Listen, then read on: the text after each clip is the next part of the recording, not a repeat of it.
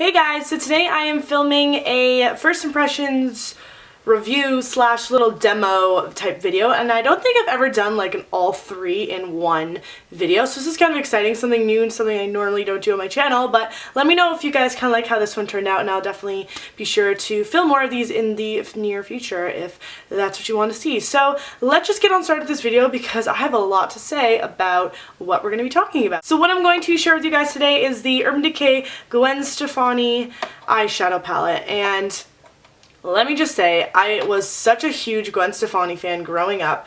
I mean, still growing up, but I mean, like, her albums were my life. I used to dance around this bedroom before it kind of got revamped into all white, and with my, you know, like princess blankets and stuff, singing, you know, Sweet Escape and Wind It Up. So, I mean, she's a great person, great singer, and what I thought would be a really good eyeshadow palette. Urban Decay is a super reliable company for makeup, especially their eyeshadows, so I thought that this is a must-have in my collection, and my sister and I actually split the cost of this palette in order to kind of like both kind of get a feel for what it is and use it in our everyday makeup. So the first thing is it comes in this beautiful box, and I'm not gonna lie, I kind of like the design of the box better than the actual palette itself. I think that this kind of like Aztec-y white gold streaking of stripes going all different ways is kind of cool, and then it has this Gwen Stefani like reflective gold little tag here, which is great. And then on the back, like usual, they just have all their shadows and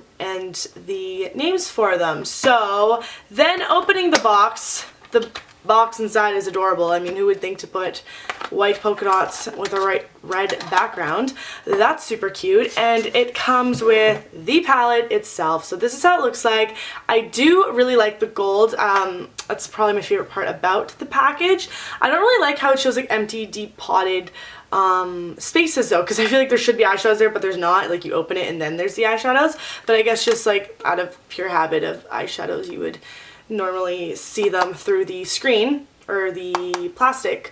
But anyway, it's not the lightest palette. It is kind of heavy, not gonna lie, and it is good for 24 months. So it comes with 15 eyeshadows, and they are 0.04 ounces. That's how big they are. And I paid $70 before taxes Canadian for this palette. So that's how much I spent. I know it's a little bit pricey, especially for Urban Decay is kind of that price, but I was kind of expecting that because Urban Decay, that is just Urban Decay's quality. I mean, you're paying that price, but you're getting what you pay for. It's usually really good quality. So, opening up the palette, these are all the shadows, which look damn good. They're so beautiful looking, and I even like how it says Magic's in the makeup in the corner of the mirror. I found that that was a really cute little touch to it.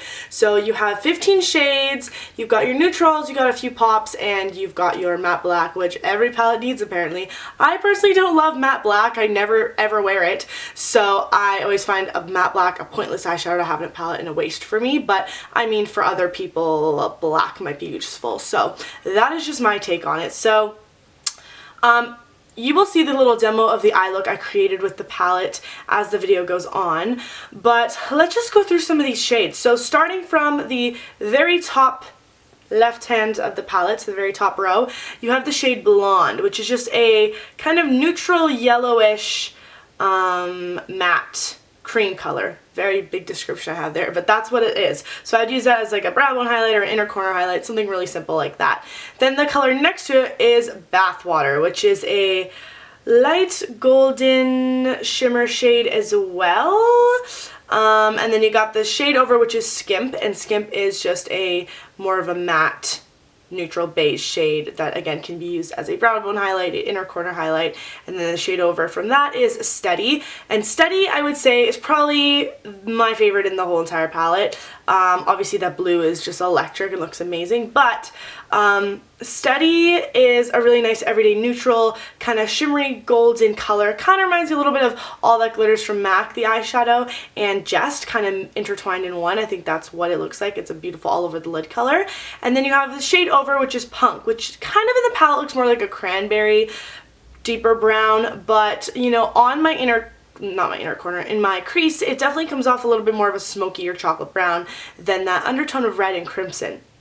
So then you go down another row and you have the color Baby, which is a beautiful color as well. I would say it's second place to Steady. It's just another champagne-y kind of color with an undertone of pink. And then the shade over, which is Anaheim, is a matte, neutral, cool toned brown. That's a good transition crease color if you're doing like a neutral look. And then the color over, Stark, is a beige. Again, another beige color. There's a lot of beige colors in this palette, which I'm not sure if I love because you don't need like 4 beiges. I mean, there's only room for 15 shadows. And it's not just me. Whenever you hear the word Stark, if you watch Game of Thrones, I just think of the whole Stark family. I find that funny. Anyway, so the shade over Zone is like a matte brown. This is a warmer toned eyeshadow compared to the Anaheim shade, and I find that this is a similar color to MAC's Cork. I think those are very, very similar, and Cork is one of my all-time favorite MAC eyeshadows, so I love that one. And then we have the shade Sirius, which is kind of like a gunmetal-y, darker grayish, like grayish color. Like, I don't really know how to explain that one, but that one's quite interesting. And then you get to the bottom row, so then we have Pop, and Pop, which I thought was going to be a super pigmented champagne color, kind of like Steady, is completely not that. It's just straight up shimmer, and even with the shimmer, it's not even shimmer. Like, you swatch it and barely any sparkle comes out onto your finger, so the swatch is really poor. Then the color over is Harajuku, which is a stunning pink. That's a really fun pop of color. I do like that shade. I haven't really got to play with that one yet, but that one's really fun. And then the color over, which was, I was the most excited about this color because I don't own like any blue eyeshadows in my collection.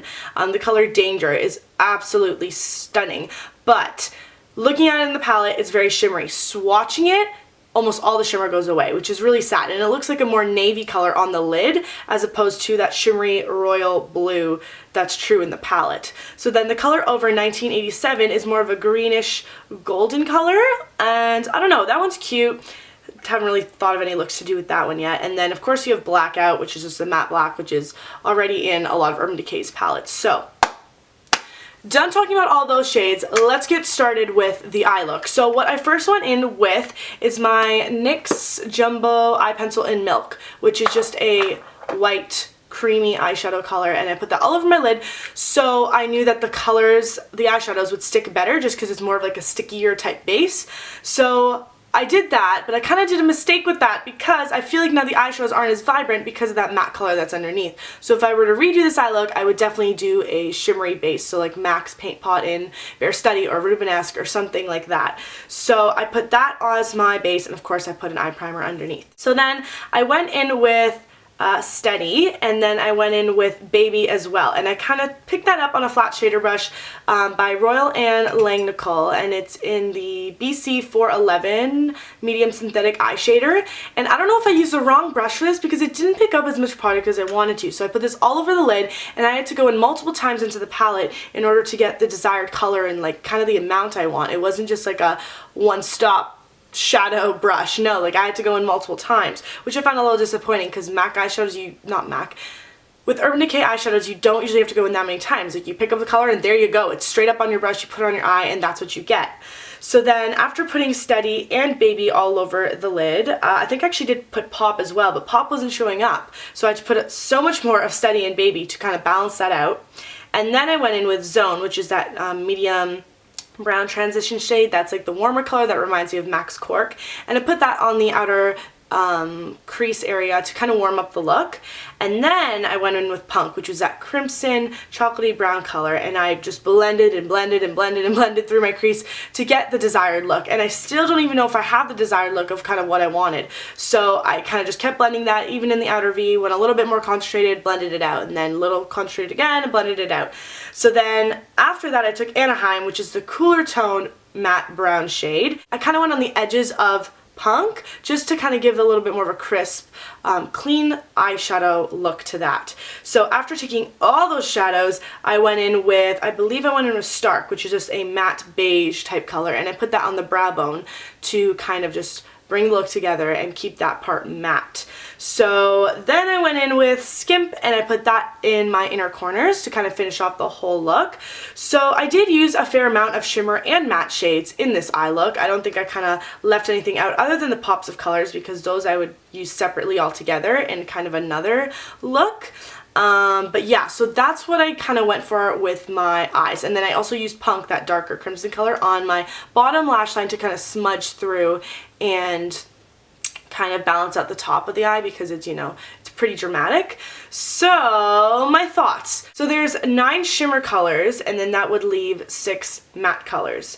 And one of the shimmer colors is just not even shimmery, which is Pop, which is what I was talking about earlier. So a lot of the shadows do have this like creamy kind of silk formula. They are dry shadows. I was thinking you could possibly use your MAC Fix Plus or like eye drops or something to kind of wet in a brush and then get the full use out of the color. Kind of dip your shadow brush in and then apply it, and it may be a little bit more vibrant. It might last a little longer. I don't know, but I know that that definitely could be an option. I'm not going to do that with this palette though, just because my sister and I are sharing it, and out of respect for her and her uses for the palette, I kind of don't want to go in with my wet brushes because I'd feel kind of bad. So my final thoughts, I'm not going to go into final thoughts yet just because I kind of want to wear this throughout the night, and I will update you as I'm kind of going throughout the mall, kind of you know, what the shadows are looking like, if they're coming off, if they're creasing, if the color is kind of dwindling as the night goes on. I will definitely keep you updated. For as of right now, I don't see something super special with these eyeshadows. I will tell you as the night goes on. I'm going to talk to my sister about the palette,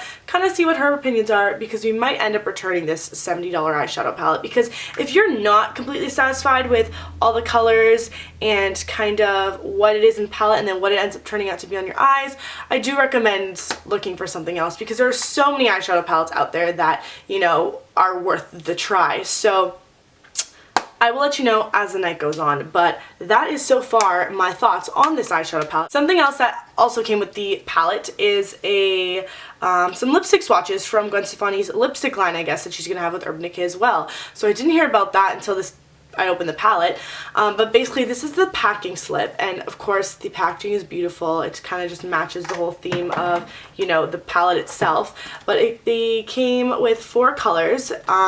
There's actually 1, 2, 3, 4, 5, 6, 7, 8. 8 colors that are going to be in the collection, but 4 that they included in the sampler. So they have the color Rock Steady, which is this color here, and it's like a crimson, darker, kind of the color of my shirt lipstick shade, and that is a cream finish.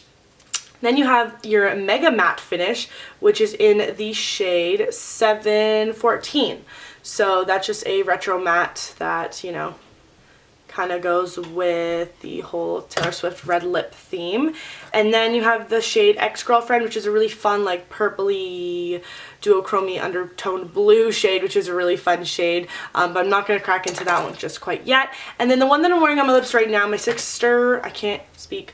My sister actually opened up when she first got the palette because it's the most neutral one. It's the one that you're going to wear the most, I would think, on a day-to-day natural look to school or work. And it's in the shade Ex-Girlfriend. And this is actually a sheer lipstick. And I normally don't go for sheer lipsticks. I like a pigmented lipstick or a gloss. I don't wear sheer colors. I wear like a sheer chapstick or something like that, but I don't go for sheer colors.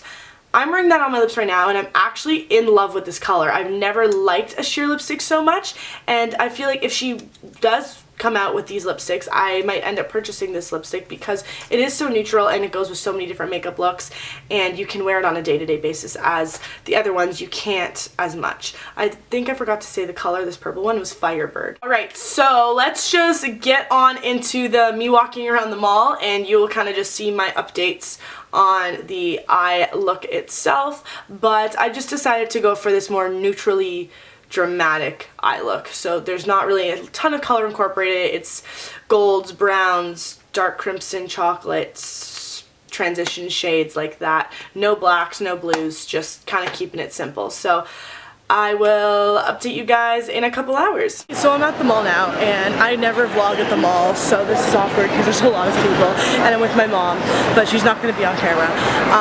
But basically I just went to NYX Cosmetics. They opened their store. It was cute. And then I went to, what's that store called? Soft Mock, because I thought that they'd have Timberlands that way, Urban Outfitters, but they didn't, so I'm gonna go look at another store and see if they have them. So yeah, the eyeshadow, it's holding up. Pigmentation's still not the greatest. I don't know if Urban Outfitters is gonna let me vlog in their store, but we'll see. So here we go.